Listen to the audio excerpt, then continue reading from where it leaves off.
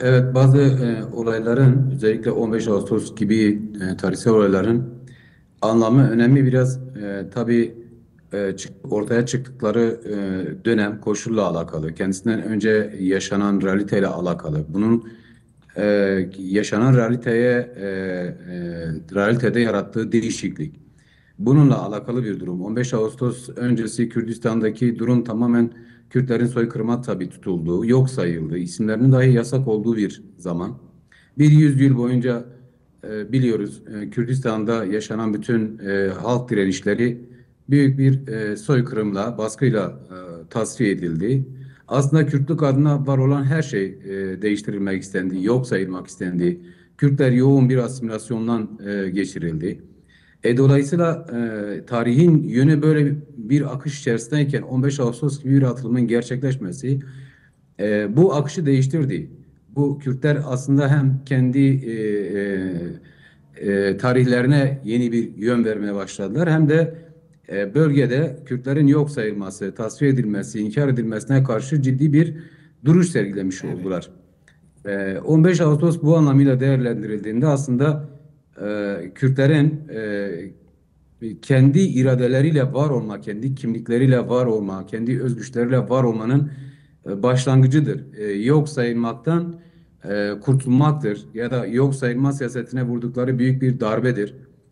Bu anlamıyla tarihe geçmiş bir şeydir. Çünkü 15 Ağustos'tan sonra Kürdistan'da yepyeni bir direniş geleneği ortaya çıktı. Kürtler kendi kültürleriyle, dilleriyle yeniden tarihin sahnesinde var olduklarını herkese gösterdiler. Bir tarih yeniden yazıldı. Aslında ters yüz edilen bir tarih, inkar edilen, yok edilen bir tarih yeniden yazıldı. Bu şekilde bugünümüze kadar geldi. Eğer Kürtler bugün gerçekten Kürtlükten bahsediyorlarsa, bölgede Kürt varlığı önemli anlamda kabul edilmişse, hatta Kürtler bugün Orta Doğu'nun dizaynında söz sahibi durumuna gelmiş ise, bu kesinlikle 15 Ağustos direnişinin sonucudur. Evet. Eğer bu gerçekleşmemiş olsaydı, biz bir kuşak olarak bununla büyüdük. Biz hepimizin yetiştiği ilk dönemler, şekillendiği çocukluk dönemlerini az çok hatırlıyoruz. Her şeyimizin yasak olduğu, ismimizin dahi yasak olduğu dönemler, köylerimizin isminin yasak olduğu dönemler, varlığımızın yasak olduğu dönemler bil fiil olarak. Şimdi böyle bir dönemde 15 Ağustos Kürtleri artık siyasal anlamda, toplumsal anlamda, kültürel olarak, dilsel olarak bütün dünyaya kabul ettirmiş Evet. bir sonuç yaratmıştır. Bu anlamda 15 Ağustos'u belki çok çok fazla da konuşulabilir. Zaten 40 yıldır da bunun üzerine yazılıp çiziliyor. Özcesi ben böyle tanımlamak istedim. Evet, Sayın Ermiş, ilk silahlı eylemin zorunluluğu ile bugün gelinen aşamada Önder Apo'nun aslında 27 Şubat'ta başlattığı tarihi süreç konuşulmaya devam ediliyor. Orada bir not çok konuşulmaya devam ediliyor. Silahlı mücadelenin sona erdirilmesine ilişkin Kürt halkının inkarı nedeniyle silahlı mücadele bir zorunluluk iken bugün bu inkar kırılmıştır ve yeni bir aşamaya geçilmiştir denilerek PKK'nın tarihteki rolü, hakkı teslim ediliyor ve aslında yeni bir mücadele yol ve yöntemi ortaya konulmaya çalışılıyor. Sorumuz şöyle sormak istiyorum. İlk silahlı mücadelenin zorunluluğu ile gelinen aşamada silahlı mücadelenin sona erdirilmesi zorunluluğu arasında nasıl bir bağ kurabiliriz? Neler değişti bu son Şimdi tarihi? evet, yani Kürtler inkar ve soykırımlara maruz kaldıkları için silahlı mücadeleye başvurdular. Kendi varlıklarını kabul ettirmek üzerinden. Önce kendilerinde yaratılan umutsuzluğu, güvensizliği, çünkü soykırımlar ya da baskı siyasetleri sadece fiziki olarak sizi engellemiyor. Aynı zamanda toplumsal bir çöküş yaratıyor, ruhsal bir çöküş yaratıyor. Aslında 15 Ağustos bir yeniden kendine gelmedir o açıdan Kürt toplumu için. Kendine özgüveni tazelemedir, umudu yeniden yeşertmedir. Zorunlu olarak da bunun yolu başka da işte silahlı mücadele dışında bırakılmadığı için zorunlu olarak silahlı mücadele başvurmaydı. Şimdi zorunlu olarak silaha başvurmuş bir halk bugün gönüllü olarak silahı devreden çıkarma tercihinde bulunuyor.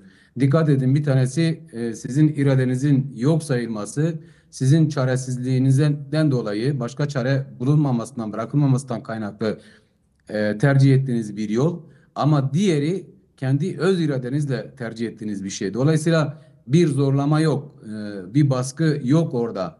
Siz zaten kendi varlığınızı kabul ettirmişsiniz. Siz artık bir güç olduğunuzu, siz artık bir toplum olduğunuzu, bir kültür olduğunuzu kabul ettirmiş ve o temelde yeni bir açılım yaratıyorsunuz. Aslında 15 Ağustos o anlamda ne kadar Kürtlerin zorunlu tercih olarak gelişmişse bugün silahların stratejik olarak devreden çıkarılması Kürtlerin o kadar kendi öz tercihleri neticesinden devreden çıkarılan bir olgu haline getirdi.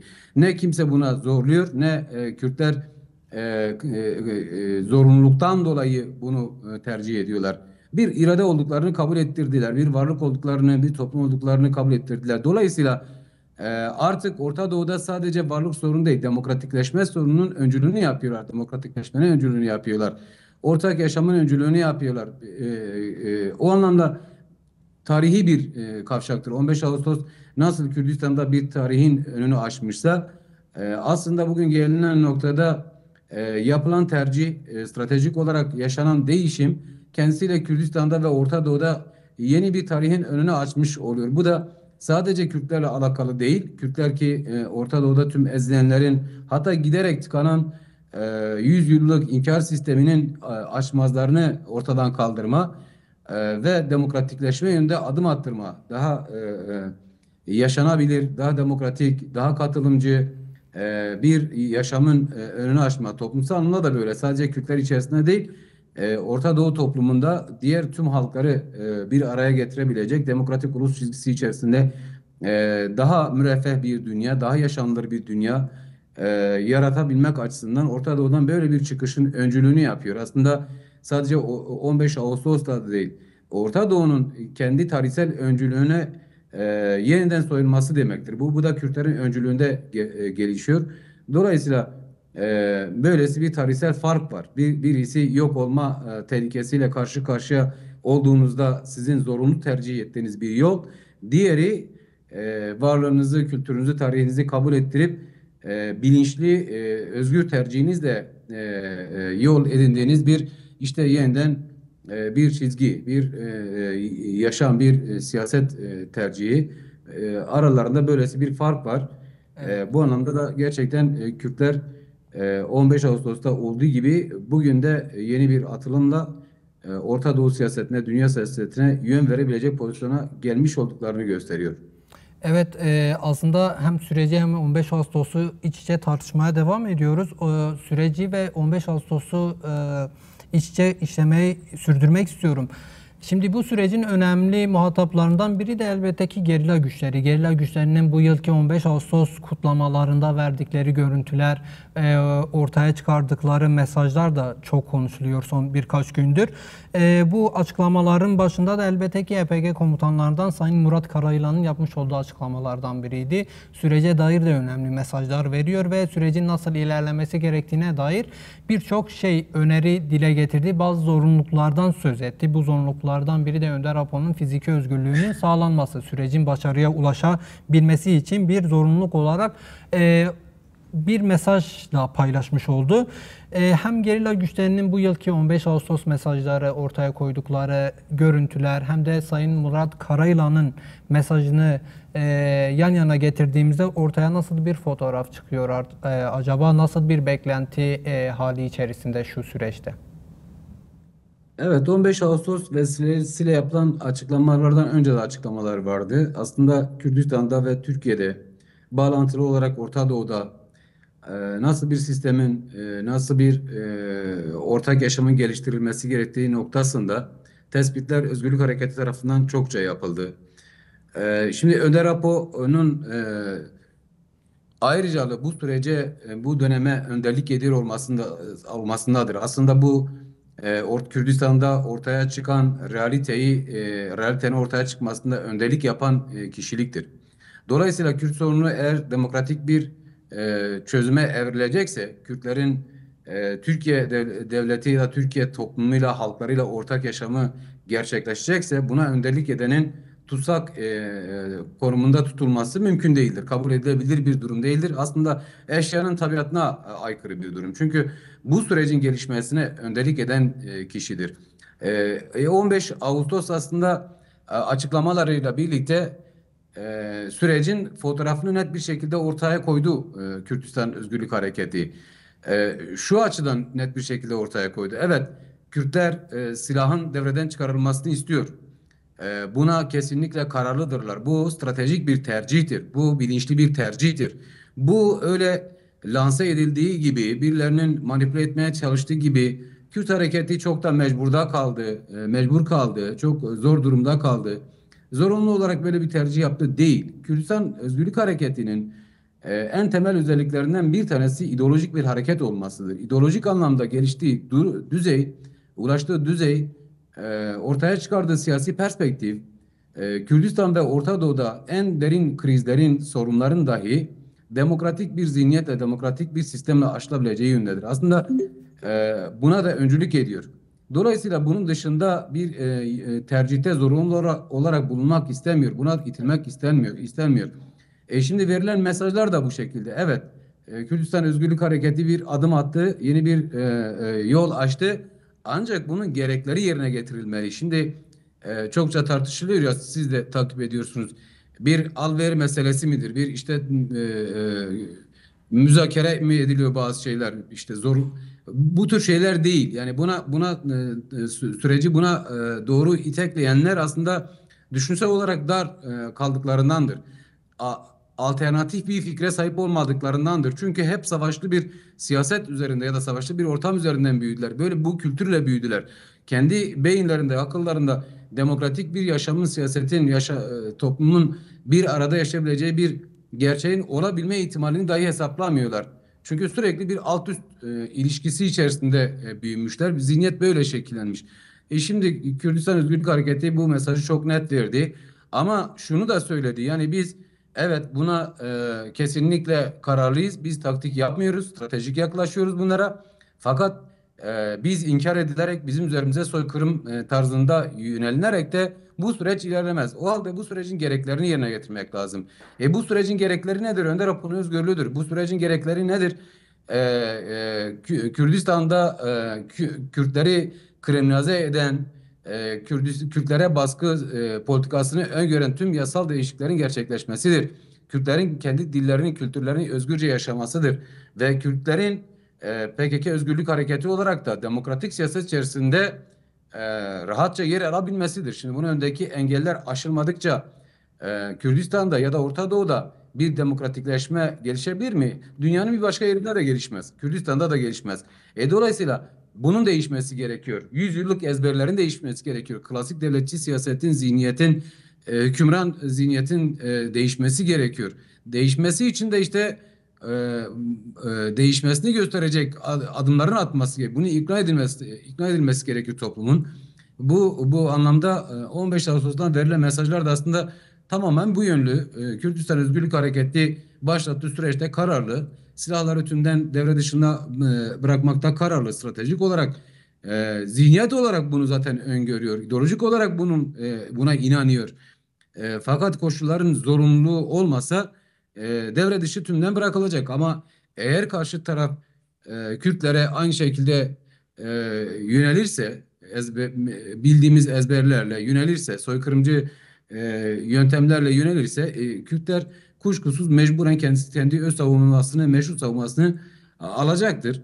Ama işte bu sürecin getirisi sadece Kürtler için de değil, tüm toplumda bence böyle bakması lazım. Evet. Evet, silahın devreden çıkarılması Kürtlerin de demokratik siyasete, demokratik yaşama, ortak yaşama katılması önemli ama bu Kürtler bir savaşla yüz yüzeyken, Kürtler soykırımdan geçirilirken diğer toplumlar özgür olamazlar. Diğer halklar da özgür olamazlar. Savaşın hakim olduğu, savaş dilinin, savaş pratiğinin hakim olduğu, her gün ölümlerin yaşandığı bir yerde bir özgürlükten söz edemezsiniz. Türkiye'de de bu realite işte 40-50 yıldır yaşanıyor. Kürtlere yönelik soykırım siyaseti Türkiye'de özgürlüklerin altını dinamitledi. Hiç kimse en basitinden hükümete ya da devlete dönük en basit eleştirisinde insanlar alınıp zindanlara atılıyor. Şimdi bu demek o diyor ki demokrasi herkese lazım. Bu sorun çözülürse gerçekten bu yönlü adımlar atılırsa o zaman bundan sadece Kürtler değil bütün toplumlar, bütün farklılıklar, halklar faydalanacaktır. Evet. Bence böyle okumak en doğrusu. Evet, halkın sürece desteğini dile getirdiniz. Gerçekten de çok önemli. Birçok kesim tarafından dile getiriliyor. Hem halkın yaşadığı kaygılar var elbette, hem de halkın nasıl bir destek sunduğu, hangi mesajları verdiği de önemli. 15 Ağustos kutlamaları aslında halkın nerede durduğunu gösteren bir fotoğraf çıkardı ortaya. Hem Türkiye'de, Kuzey Kürdistan'da, hem Rojava hem de Güney Kürdistan'da son birkaç gündür şahit olduğumuz bazı kutlamalar oldu. Yani şu ana kadar bizler en azından son 15-10 yıldır büyük bir savaşın gölgesi altında halkın 15 Ağustos kutlamalarına hazırlık yaptığını görüyorduk. Bu ağır koşullarda kutlamalarını gerçekleştiriyordu. Bu seneki hava elbette ki biraz farklı. Hem ateşkes sürecinden geçiriliyor hem de Önder Apo'yla bir irtibat halinin olduğu bir süreç. Önceki yıllara farkını soracak olursam halk bu yıl 15 Ağustos'u nasıl kutladı? Sürece desteğini bu yılki 15 Ağustos kutlamalarını daha büyük bir coşkuyla geliştirerek mi ortaya koydu? Bu fotoğrafı ortaya koydu acaba? Şimdi Kürtler bu uzun savaş sürecinde politikleştiler, bilinçlendiler. E, Yaptıkları eylemlerin ne anlama geldiğini çok iyi biliyorlar. Atılan adımların ne anlama geldiğini çok iyi biliyorlar. Dolayısıyla tercihlerini yaparken, dolayısıyla bir fiiliyatta bulunurken aslında verdiklerin mesajın ne anlama geldiğinde, duruşlarının ne anlama geldiğini de çok iyi biliyorlar. Kürdistan'da bugünkü realiteyi yaratan işte 15 Ağustos atılımıydı. 15 Ağustos direniş ruhuydu. Çünkü 15 Ağustos sadece bir silahlı eylem değil, bir yeniden varoluş yöntemidir. Yeniden varoluş yoludur. Kürtler ekonomik olarak, kültürel olarak, dil olarak her açıdan kendilerini yeniden yarattılar. O açıdan 15 Ağustos'u sadece bir silahlı direniş e, devrimi olarak değerlendirmemek lazım. Evet, silahlı direniş de gerçekleşti ama o silahlı direniş kendisiyle birlikte yeni bir toplum yarattı, yeni bir algı yarattı, yeni bir bilinç yarattı. Şimdi bugün de işte 15 Ağustos her ne kadar PKK kendisini feshetmiş olsa da Kürtler şunun çok iyi bilincinde kendilerini yaratan, kendi özgür kimlikleriyle varoluşlarını sağlayan 15 Ağustos ruhudur. Bu ruh PKK kendisini feshetse de ortadan kalkmaz. Artık Kürdistan'daki tarih bununla şekilleniyor. Kürtler en zor koşullara, en inanılmaz baskılara bu ruhla direniyor. Kürtler kendilerini, zihinlerini bununla açık hale getiriyor. Bakın mesela dikkat edin. Sürecin gelişmesinde stratejik olarak değişiklikler yapıldığında en hızlı şekilde kendisini buna uyarlayan, hızlı sorgulayan, anlayan, kavrayan ve buna göre kendisini yeniden domine eden Kürt halkıdır. Niye? Çünkü 15 Ağustos direniş ruhu bir bilinç yarattı. Bu mücadele tarihi bir bilinç yarattı. Toplumu eğitti. Önder Apo'nun geliştirdiği bir felsefe vardı. Bu felsefe sürekli kendisini yenileyen bir felsefe. Tamamen diyalektiktir. Kürtler etraflarını, tarihlerini, karşıtlarını sorgularken aynı zamanda kendilerini de sorguladılar.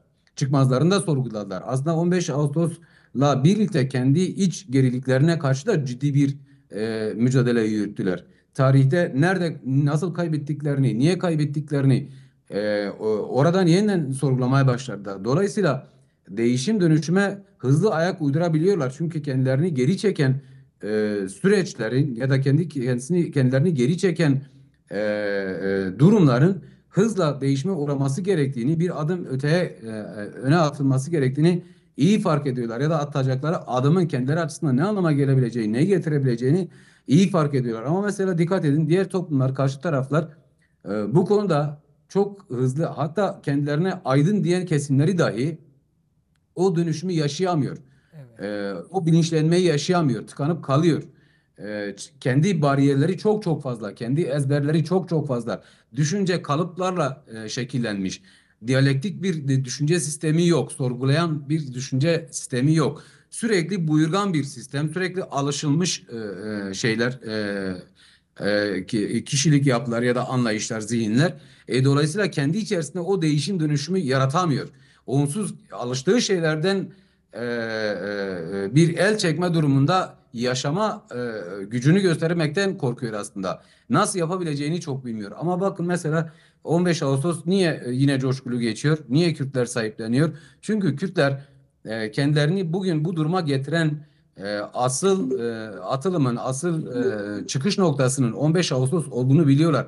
Ve bunu sadece silahlı bir eylem olarak artık değerlendirmiyorlar.